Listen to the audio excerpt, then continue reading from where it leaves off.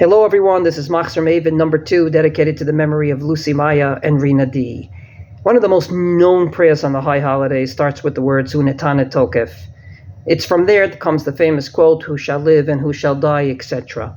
But what's interesting is that the second passage of this particular prayer, starting with the words Rosh Hashanah Yikatezun v'Yom Tzom Kippur Yechatemun, on Rosh Hashanah will be written and Yom Kippur will be sealed, is actually a very large description about how a person can die.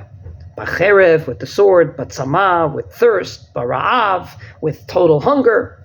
And yet you don't have the equal, parallel description of how you're supposed to live. Namely, will you be ultimately living in a way that will be healthy, you'll be able to live till 120, etc. That's not there. The question is why? My dear and esteemed colleague, Rabbi Benji Myers, put out 2 wonderful pamphlets on Rosh Hashanah Yom Kippur davening, and I'll share it with the group.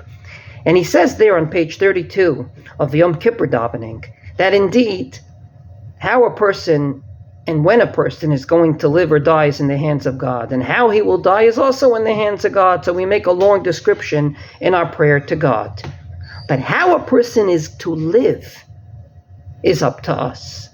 Namely, how you choose to respond to life that God gave you is literally dependent upon you. And I believe that this passage is teaching us, amongst many things, how important it is to combine human endeavor with prayer.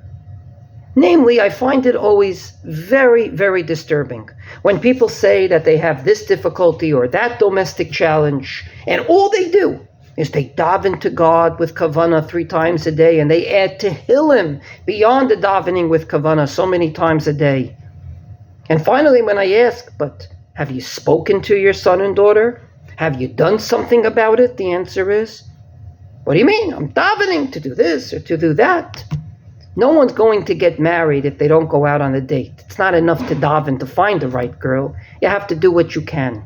It's not enough to daven for a secure state of Israel. We need security forces, and hopefully with God's help we will prevail. This prayer teaches us that is the proper way of thinking and of living. Daven, but also do. 2 D's that should constantly be part and parcel of our being.